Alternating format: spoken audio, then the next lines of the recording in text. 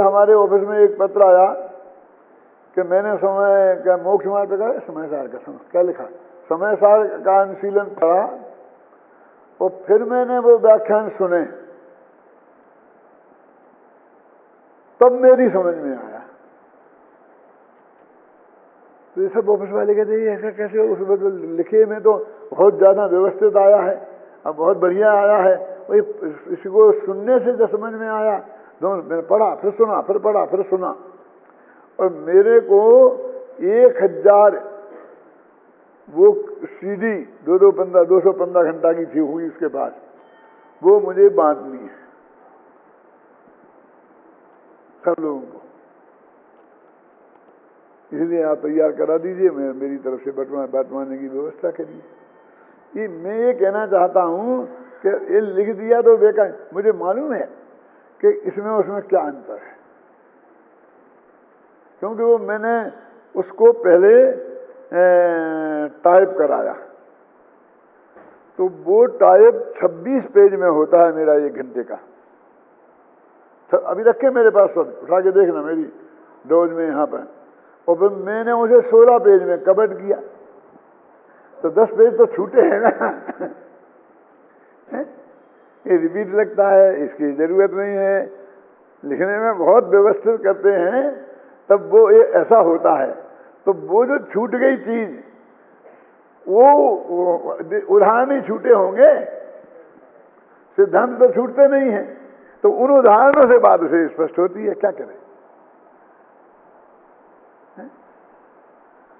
अन्ना जी ने मेरे जरूर कहा कि आप तो बहुत काट दिया। मैंने भैया लिखने में तो ऐसा ही आएगा, ये ऐसा नहीं है, ये कूड़ा करकट नहीं जा सकता है। यदि ये ऐसे ही जाना होता तो फिर कोई भी लिख देता, उसे तुम लिखवा करके और छपा देते। मेरे पास आएगा तो इसकी पूरी पोस्टमार्टम होगी। मैं सिर्फ एक कह रहा हूं कि इतना टाइम लगता है, सिर्फ इतना मैटर जाता है 1 घंटे में। गुरुदेव को भी अक्षर लिखा ना, आप देख लेना 1 घंटे के प्रवचन में, वो आपके पास किताब है ना, कौन सी, तो उसमें देखो कितना पेज है। उसी 1 घंटे के प्रवचन का मैं 4 पेज में लिखूंगा। आप मुझे डंडा मारेंगे तो भी मैं इससे बढ़ाऊंगा नहीं। और वो पेज कितने, क्योंकि रिपीटिशन बहुत होता है। एक बात 4 दफे तो गारंटी से आती है, क्योंकि उनकी ये आदत है कि वो पहले उसको पढ़ते हैं, तो वो भी आ गया ना स्पीकर में, कैसेट में आ गई ना, फिर वो अर्थ करते हैं, फिर अर्थ किया, फिर बाद में पढ़ते हैं। तो अर्थ करने में आ गई, फिर दोबारा पढ़ी तो फिर आ गई, फिर अपन ने वही की वही लिख दी। समझ में आया क्या? यदि उन्हें 3 दफे पढ़ ली तो 3 दफे तो उनकी वो आ जाएगी, और जो उन्होंने व्याख्या करी वो भी आ जाएगी। फिर वे कहेंगे शेष कल, और फिर दूसरे दिन आएंगे तो फिर रिपीट करेंगे। आप समझ गए ना? उसमें ऐसा होता है।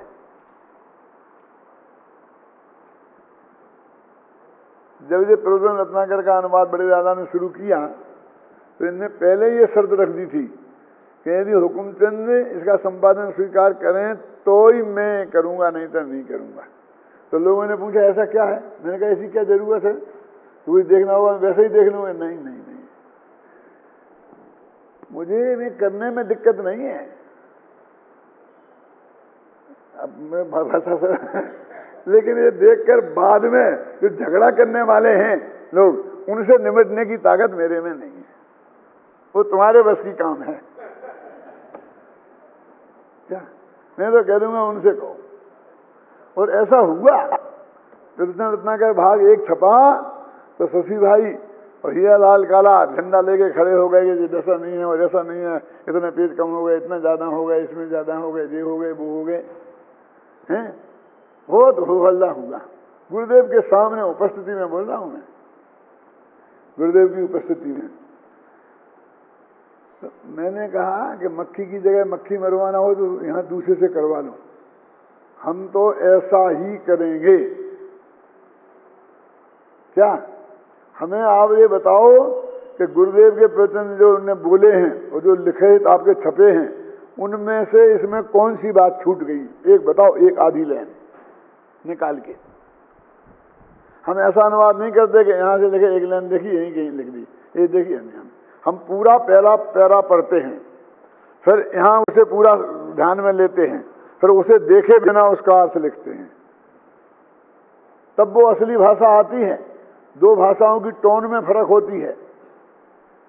तो हमें हिंदी की टोन में लिखना है कि गुजराती टोन में लिखना? हम हिंदी में छापे हो गुजराती टोन में, हिंदी की टोन में जाएगा।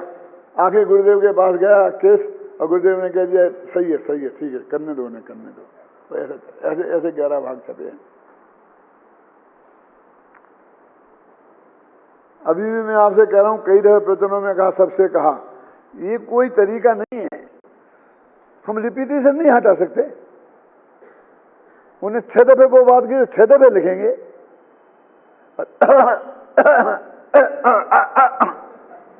ये भी लिखेंगे।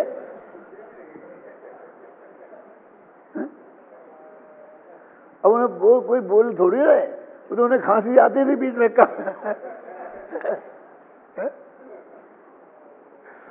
एक दिन मैंने सुना कि शायद गुरुदेव का टेप नहीं चला और कोई पढ़ रहा था उन्हें। मैं अभय जी की आवाज थी, मैं जानता हूं, तो वो बराबर वैसे ही कर रहे थे। मुझे लिखा भी वैसा ही है। अभी क्या कहूं, वो अच्छी बात है कि आपके पास अक्षर अक्षर पहुंच गया, आप समझिए ना। लेकिन अभी क्या करें, उसमें 6 दफे वही बात आई है, फिर वही बात आई है, फिर वही बात आई है। तो लेखनी में ऐसा नहीं चल सकता हमसे। अच्छा, ये काम करवाना है तो उसमें पंडित हेमचंद की क्या जरूरत है? क्यों? एक शॉर्ट हैंड वाले को ले लो, अक्षर टू अक्षर ही लिखाना है तो पढ़े लिखे आदमी की जरूरत नहीं है। वो शॉर्ट हैंड वाला पढ़े लिखे में जैन दर्शन का विशेषज्ञ विद्वान की जरूरत नहीं है, उसको है। अभय जी ने, बेचारों ने ये किया बहुत मेहनत करके कि वो जो 24-24 पेज के हैं मेरे ख्याल से, वो तो 24 पेज होंगे देखना, तो उन्होंने उसका 1 पेज में सारांश लिखा, बहुत मेहनत करी। और उनसे कहा कि इसके शुरू में अथवा अंत में कहीं ये 1 पेज छाप दो। वो तो नहीं दो वैसे ही का वैसा, क्या? तो सारांश लोगों के ख्याल में आ जाएगा। तो कहा ठीक है, छाप देंगे, आप तैयार करो। तो उन्होंने बेचारों ने बहुत सी गाथा तैयार करके इतना भेज दिया और वहां पर रिजेक्ट हो। नहीं, हम अपन को कुछ नहीं कहा, अपन को तो गुरुदेव ने जैसा किया वैसा ही करना है?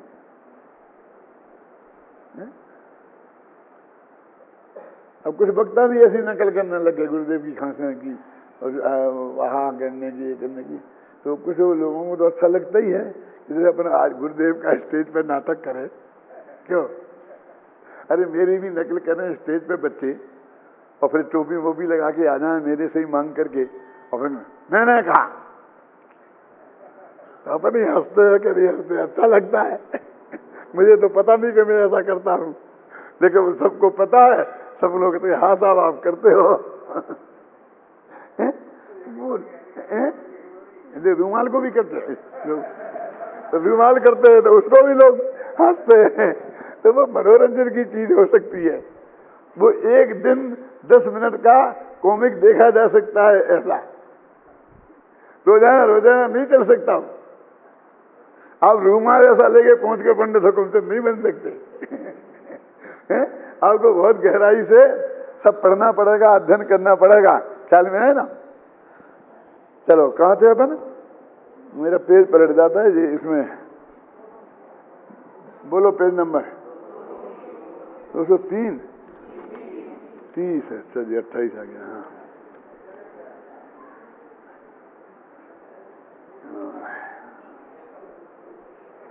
अरे यार तुम अभी 30 नहीं 29 ही में है। गुरुदेव का है ना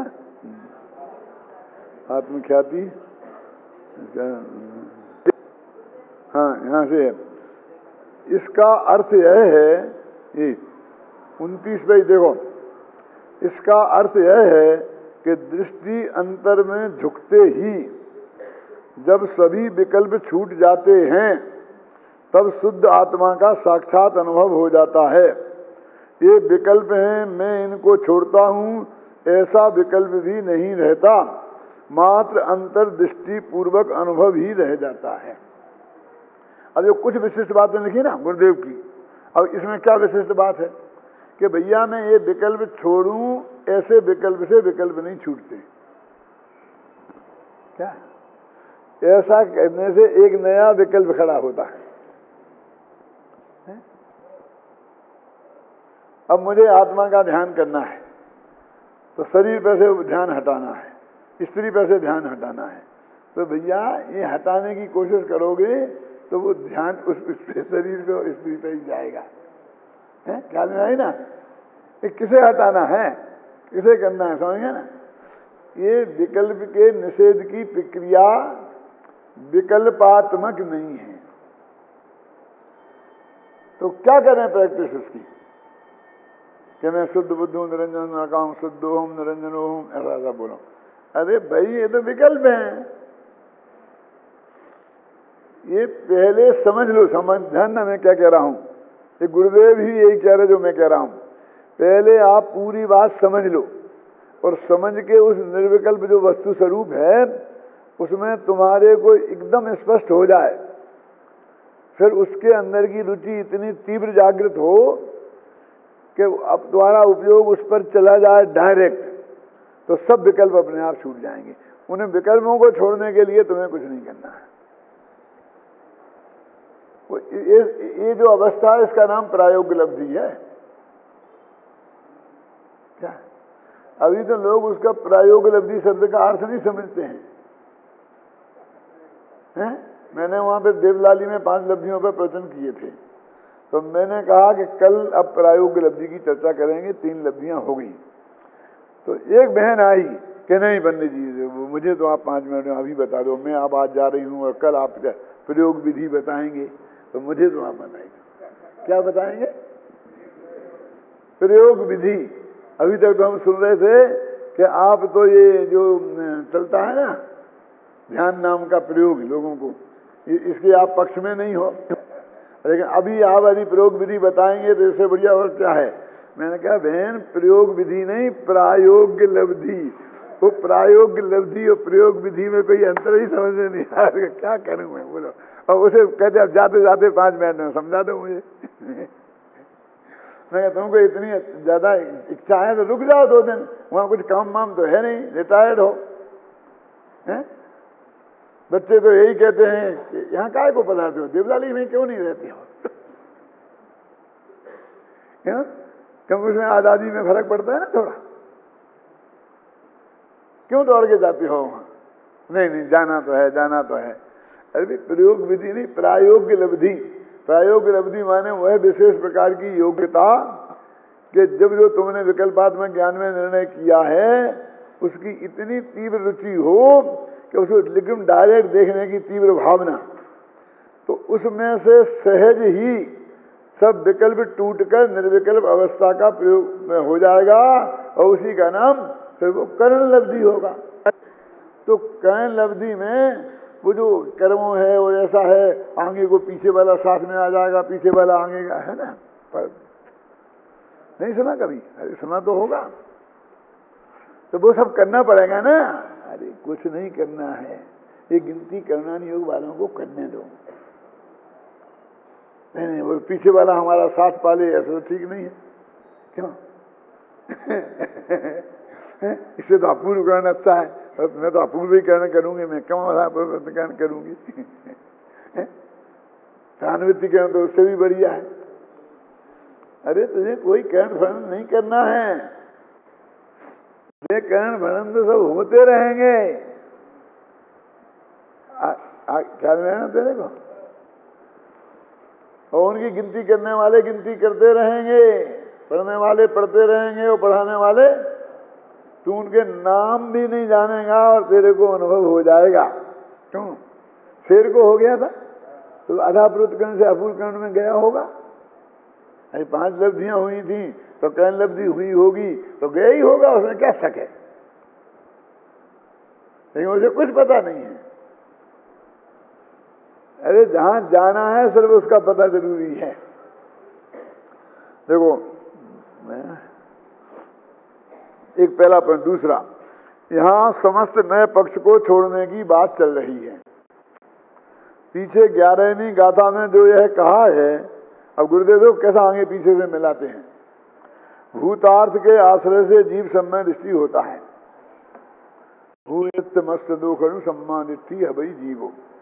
वहां नए पक्ष के विकल्प की बात नहीं है। वहां तो भूतार्थ अर्थात शाश्वत रहने वाले शुद्ध चैतन्य स्वभावमय भगवान आत्मा को ही शुद्ध नए कहा है। कल मैंने कहा था ना, शुद्ध नए के विकल्प को भी शुद्ध नए कहते हैं और शुद्ध नए के विषयभूत वस्तु को भी शुद्ध नए कहते हैं, है ना। भूयत तीर्णा भी गदा जी, यही 11वीं गाथा बोलो, यही है ना 11वीं गाथा बोलो। तो देश दो शुद्ध नयो भूयत मत्स्य दो खरु सम्मादिथी हवई जीवो। भूतार्थ का आश्रय करे तो भूतार्थ का माने विकल्प का आश्रय नहीं, शुद्ध निश्चय नए का आश्रय नहीं, शुद्ध निश्चय नए की विषयभूत जो वस्तु है परम शुद्ध निश्चय नए की, उसमें अपनापन स्थापित करे। ये मैं हूं ये जाने, नए में नहीं कि नए की विषयभूत वस्तु में उसने नए लिखा रहने तुझे क्या करना। यहाँ है, यहाँ ये अर्थ है, हम बता रहे ना। आत्मा को ही शुद्ध ने कहा है और उसके आश्रय से जो स्वानुभव प्रकट होता है उसे सम्यक दर्शन कहा है। 11वीं गाथा का देखो, ये वे उनके जो वो 20-20 पेज में किसे मैंने जो छांट के रखे हैं ना, वो कितना मार्मिक है। यहाँ यह कह रहे हैं कि मैं ऐसा हूं, ऐसे नए पक्ष को छोड़ दे। आत्मा अबद्ध स्पष्ट है, यह तो सत्य है। उस अबद्ध स्पष्ट आत्मा को छोड़ने की बात नहीं है, बल्कि मैं अबद्ध स्पष्ट हूं, ऐसा जो नए पक्ष का विकल्प है उसको छोड़ने की बात कहा जा रहा है। वस्तु में ऐसा पक्ष नहीं है, ऐसा नहीं है, वस्तु में ऐसा है। उस नए ने उस वस्तु को ही कहा है, क्योंकि समस्त विकल्पों को छोड़ता है वही समय सार को प्राप्त करता है, माने अनुभव करता है। यहाँ जहाँ यह कहा है कि ज्ञानी के सभी भाव ज्ञानमय ही हैं। अब देखो वो जो आप पाठ करते हो ना ज्ञान, वो फिर उसे याद कर रहे। मैंने पिछली गाथा का मैंने उनके दिमाग में कैसा रहता होगा, अध्ययन किसे कहते हैं, इसके लिए मैं आपको ये सब सुना रहा हूँ। वहाँ आस्तिक ज्ञानी को जो विकल्प आते हैं, करता नहीं, वह उनको मात्र जानता है। उसे कोई राग द्वेष नहीं है, क्यों आए, नहीं आना चाहिए थे, बस आ गए, जान लिया, नहीं आते नहीं जान लिया, जो से आए वैसे जान लेते, क्या है बस। जो विकल्प हैं उनका ज्ञान स्वयं से उत्पन्न होता है और ज्ञानी उस ज्ञान का करता है, परंतु उन विकल्प का कर्ता ज्ञानी नहीं है। आगे ना, जिस जाति का विकल्प होता है उसी प्रकार की ज्ञान में सुपर प्रकाशक पर्याय स्वयं से उत्पन्न होती है। ये गुरुदेव के प्रवचन की बात है। इस प्रकार हम देखते हैं कि आत्मख्याति टीका में न केवल समस्त नयों के पक्षपात से पार होने की ही बात है, पर प्रमाण संबंधी विकल्पों से विराम लेने की भी बात है। प्रमाण के विषयभूत वस्तु से नहीं, नयों में विकल्पों से। टीका के अंत में कहा गया है, यदि ऐसा है तो नए पक्ष के त्याग की भावना को वास्तव में कौन नहीं नचाएगा। ये अगले कलश की भूमिका बांध रहे वो, ऐसी बात है, ये भेद विज्ञान की भावना ये है तो कौन नहीं नचाएगा, माने किसके हृदय में वो नहीं नाचेगी माने अनुभव की बात। अब अनुभव में नाचना लिख दिया तो मैं देखो तो नाचना लगा तो नाचने लग जाओ। अरे पैरों से नाचने वाला नहीं है काम, उपयोग में वो त्रिकाली ध्रुव का निरंतर बने रहना, उसका नाम नाचना है।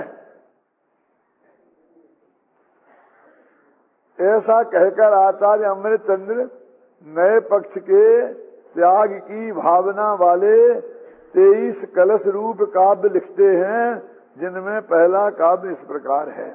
अजो क्या कह रहे हो, कौन नहीं नचाएगा।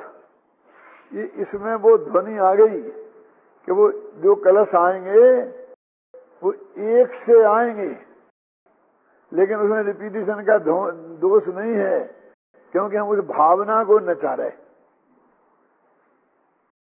क्यों?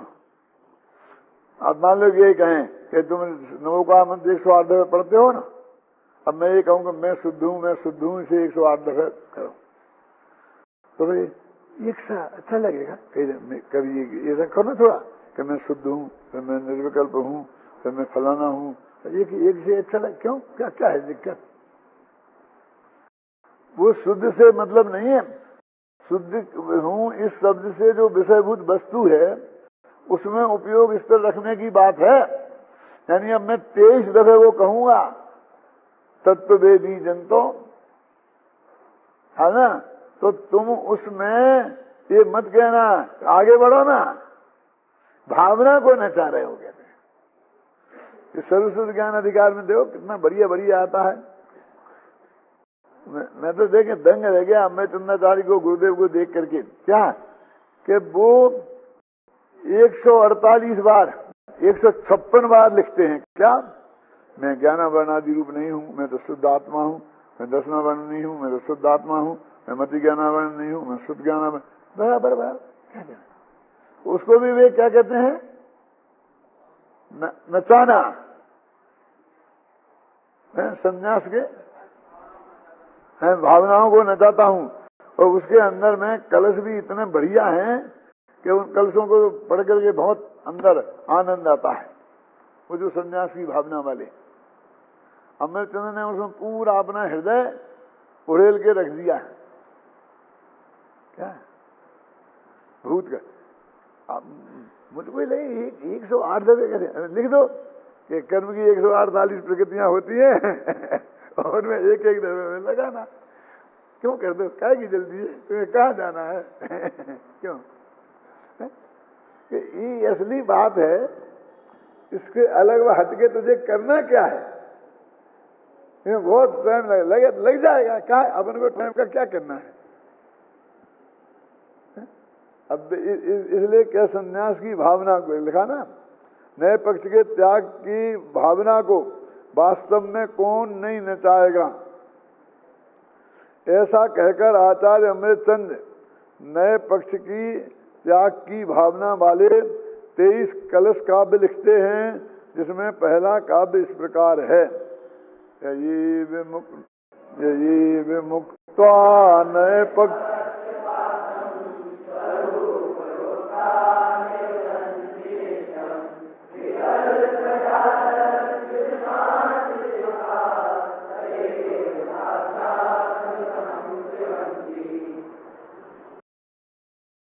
जो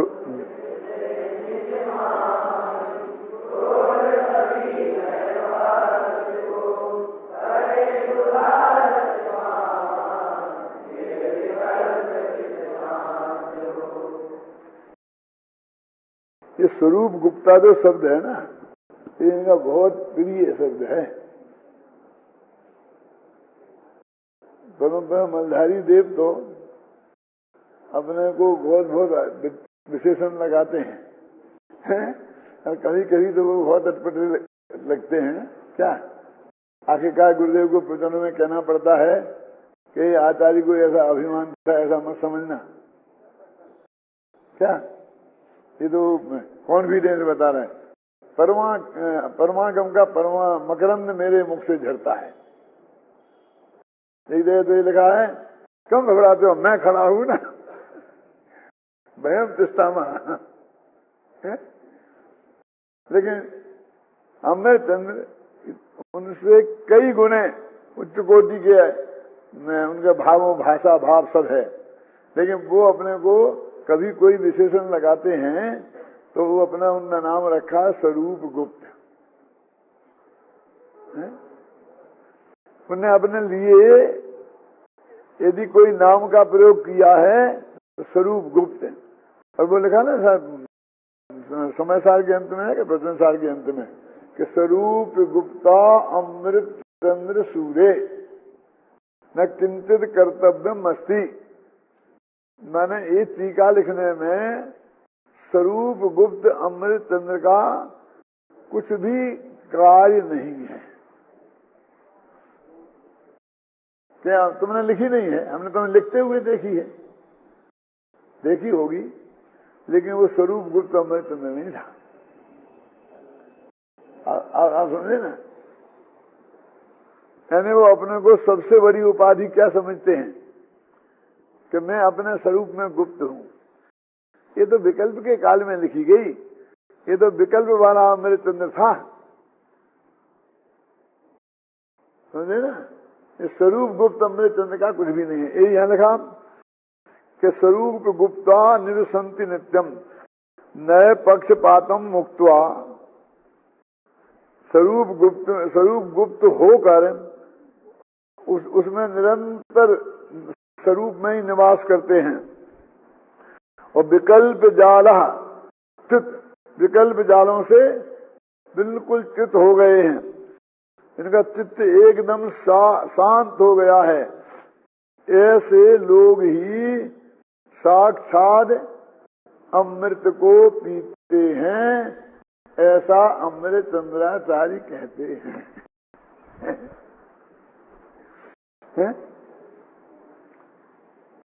अमृतम पिबंती, कि जो ये करेंगे, माने तब तक जो विकल्प में उलझे रहेंगे तब तक तुम अमृत का पान नहीं कर सकोगे। विशेष अर्थ अपन कल करेंगे।